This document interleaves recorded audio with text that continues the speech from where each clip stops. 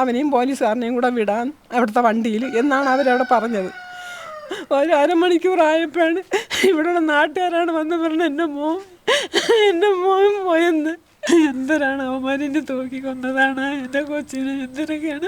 ഈ ഓണത്തിന് വന്ന് നല്ല സന്തോഷമായിട്ട് ഞങ്ങൾക്ക് എല്ലാവർക്കും ഡ്രസ്സുകളൊക്കെ വാങ്ങിച്ചു ഇറങ്ങി തന്ന് അവൻ സന്തോഷമായിട്ടായിരുന്നു ഇവിടെ നിന്ന് പോയത്. അങ്ങനെയായിട്ട് എൻ്റെ അനിയൻ ഇങ്ങനെ ചെയ്യുമെന്ന് എനിക്ക് ഒരു ഉറപ്പുമില്ല. അവൻ്റെ ആത്മാവിന് ശാന്തി കിട്ടണമെങ്കിൽ കാരണമുള്ളവർ ഇതെന്താണ് സംഭവിച്ചതെന്ന്, എൻ്റെ അനിയൻ എന്താണ് സംഭവിച്ചതെന്ന് അറിയണം നമുക്ക്. നമസ്കാരം. ഇക്കഴിഞ്ഞ സെപ്റ്റംബർ 16 തീയതിയാണ് ആര്യനാട് കരിപ്പാലം അരവിന്ദ് ഭവനിൽ ആനന്ദ് പേരൂർക്കട പോലീസ് ട്രെയിനിങ് ക്യാമ്പിൽ വെച്ച് ആത്മഹത്യാ ശ്രമം നടത്തുന്നത്. അതിനുശേഷം പിറ്റേന്ന് 18 തീയതി ആനന്ദ് മരണപ്പെട്ടു. ഈ മരണത്തിൽ ദുരൂഹതയുണ്ടെന്നാണ് കുടുംബം ആരോപിക്കുന്നത്. കേസിൻ്റെ അന്വേഷണം ഇപ്പോൾ ക്രൈംബ്രാഞ്ചിൻ്റെ പക്കലാണ്. ഞങ്ങളിപ്പോഴുള്ളത് ആനന്ദിൻ്റെ വീട്ടിലാണ്. ആനന്ദിന് ഈ അപകടം പറ്റിയെന്ന് എപ്പോഴാണ് അമ്മയെ വിളിച്ചറിയിക്കുന്നത്? 16 തീയതി രാവിലെ 9 മണിയായപ്പം വിളിച്ച് പറയണ്, ആനന്ദിൻ്റെ അമ്മയല്ലേ, ആനന്ദിൻ്റെ കയ്യിൽ ചെറുതായിട്ടൊന്ന് ഒരു മുറിവ് പറ്റി എന്ന് പറഞ്ഞു. ഞാൻ ചോദിച്ചു, സാറേ അവിടെ ജോലി എങ്ങാനും ചെയ്തുകൊണ്ടിരുന്നപ്പോഴാണ് ആ മുറിവ് പറ്റിയെന്ന് ചോദിച്ചു. അപ്പോൾ സാറ് പറഞ്ഞു, അല്ല ബ്രൈഡാന്തര കയറി ചെറുതായിട്ട് കൊണ്ടതാണെന്ന് പറഞ്ഞു. ഞാൻ മോനെ ഉടനെ വിളിച്ച് ഞാൻ മകളോട് ചോദിച്ചു, മക്കളെ കൈ മുറിഞ്ഞെന്ന് സാറ് വിളിച്ചു പറഞ്ഞു. എന്തൊരു ഇത് ജോലി എങ്ങനെ ചെയ്തുകൊണ്ട് നിന്നപ്പോഴാണ്, അല്ലമ്മ കയ്യിൽ ചെറുതായിട്ടൊരു മുറിവ് പറ്റി എന്ന് ഇങ്ങനെ എൻ്റെ അടുത്ത് പറഞ്ഞോളൂ. ആരാണ് വിളിച്ച് പറഞ്ഞത് അമ്മേ? ഈ പോലീസ് സാറനാണ്, അവിടുത്തെ പോലീസാണ് എൻ്റെ അടുത്ത് വിളിച്ച് പറഞ്ഞു ഇങ്ങനെ കൈ ചെറുതായിട്ട് മുറിവുണ്ടെന്ന്. അതിനുശേഷം പിന്നെ എന്തുണ്ടായി? ശേഷം ഇത് കഴിഞ്ഞ് 3-ൻ്റെ അന്ന് ഈ 17 തീയതി രാവിലെയും വിളിച്ചു പറയണ്, അല്ല രാവിലെ അല്ല 18 തീയതി ഇല്ല ഈ 16 തീയതി തന്നെ ഞങ്ങളോട് ചെല്ലാൻ പറഞ്ഞു. അമ്മ ഒന്ന് ഇവിടം വരെ ഒന്ന് കണ്ടിട്ട് പോവാൻ, ഒന്ന് ഇവിടം വരെ വരണമെന്ന് പറഞ്ഞു. ഞാൻ എന്നിട്ട് അമ്മ ഇവിടെ ഒന്ന് വരണം കണ്ടിട്ട് പോയി. ഞാൻ മോനെ ഉടനെ വിളിച്ച്, മോനെ അപ്പു ഇങ്ങനെ അപ്പീരെ കയ്യിൽ ഇങ്ങനെ കൈ മുറിയെന്ന് പറഞ്ഞിട്ടടാ എന്ന് പറഞ്ഞു. അവൻ നമ്മളങ്ങ് നിസ്സാരം, അവൻ പറഞ്ഞതും അങ്ങനെയാണ്, അമ്മ ചെറുതായിട്ടൊന്ന് മുറിഞ്ഞേ ഉള്ളൂ എന്നിങ്ങനെ പറഞ്ഞപ്പോൾ നമ്മളും അത് കണക്കായില്ല. ഇവൻ പിന്നെ ജോലിക്ക് പോയി ഈ പെയിൻറ്റിങ്ങിൻ്റെ പണിക്ക് പോവുകയായിരുന്നു. അപ്പോൾ അത് നിന്നതുകൊണ്ട് അവനെപ്പോഴും ഇട്ടിട്ട് വരാനും പറ്റില്ലായിരുന്നു. ഞങ്ങൾ സാറിൻ്റെ കൂടെ വിളിച്ചു, സാറേ പിറ്റേന്ന് വന്നാൽ മതിയോ സാറേന്ന് ചോദിച്ചു. പിറ്റേന്ന് വന്നാൽ മതി എന്ന് പറഞ്ഞു.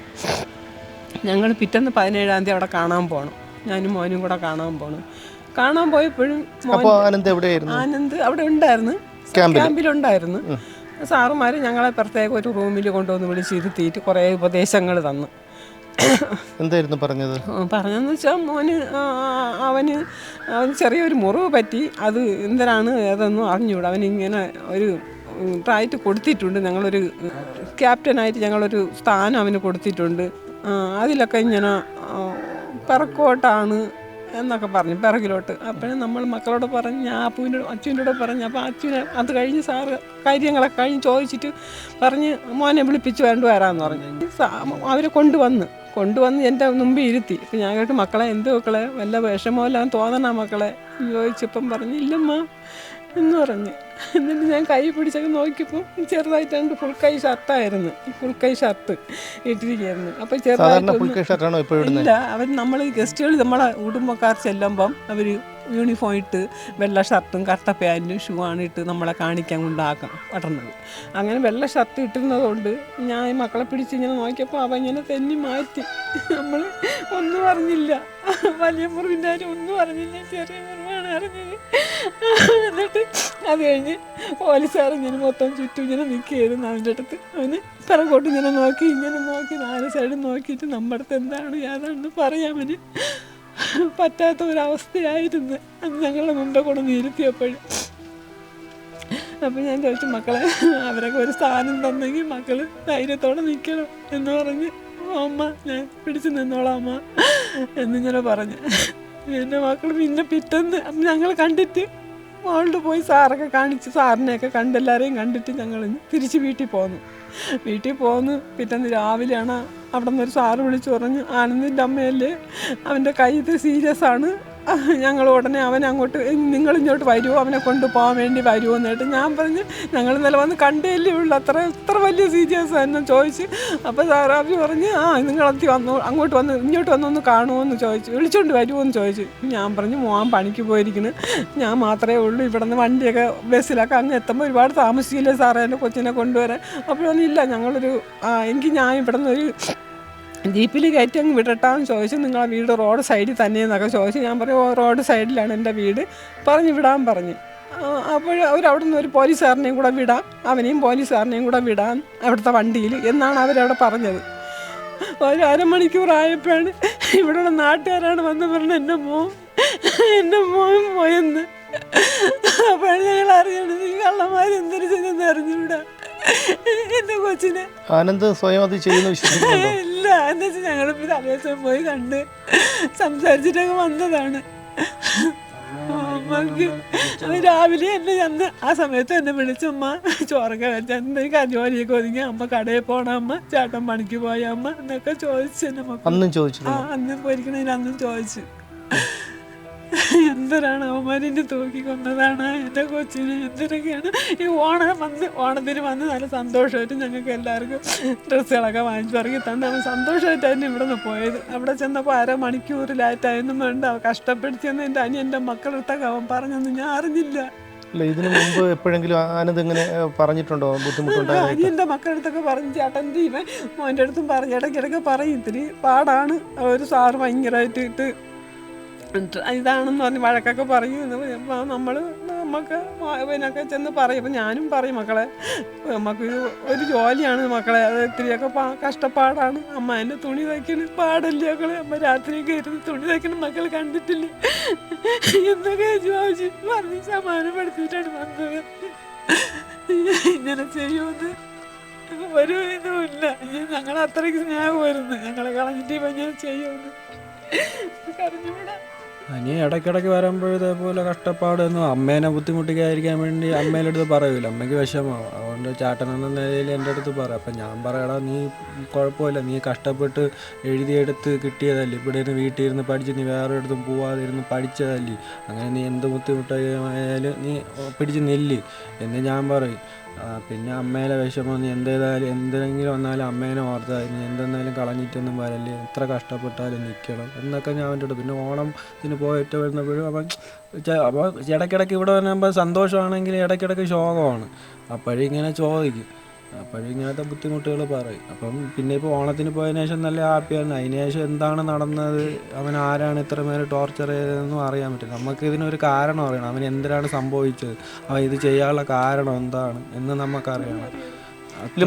ഇടയ്ക്ക് ഇങ്ങനെ മൂഡ് ഓഫ് ആവുന്ന സ്വഭാവം ഉണ്ടായിരുന്നു? ഇല്ല, അവൻ നല്ല ഹാപ്പിയാണ് എല്ലായിടത്തും.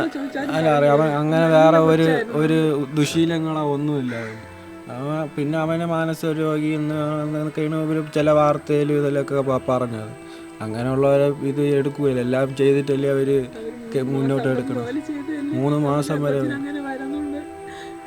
എന്താണെന്ന് നമുക്കിതിന് അവൻ ഇങ്ങനെ ചെയ്യാനുള്ള കാരണം എനിക്ക് ഉറപ്പില്ല. അവൻ ഇങ്ങനെയൊന്നും ചെയ്യില്ല. അമ്മേനെ മരിക്കണതിന് മുമ്പേ വരെ വിളിച്ച് സംസാരിച്ചാണ് സന്തോഷം. എൻ്റെ അടുത്തും രാത്രി എൻ്റെ അടുത്തും വിളിച്ച് സന്തോഷമായിട്ട്. പക്ഷെ നമ്മൾ അന്ന് അവിടെ ചെന്നപ്പോൾ അവൻ എന്തൊക്കെ പറയണമെന്നുണ്ടായിരുന്നു, പക്ഷെ പറയാൻ പറ്റാത്ത ഒരവസ്ഥയായിരുന്നു. നമ്മൾ ഈ മുറിവിൻ്റെ കാര്യമൊന്നും നമ്മൾ അറിഞ്ഞില്ല. നമ്മളൊരു ചെറിയ മുറിവെന്നാണ് വിചാരിച്ചത്. ഇത്രയും വലിയ മാരകമായ മുറിവുണ്ടെന്നൊന്നും നമ്മൾ അറിഞ്ഞില്ല.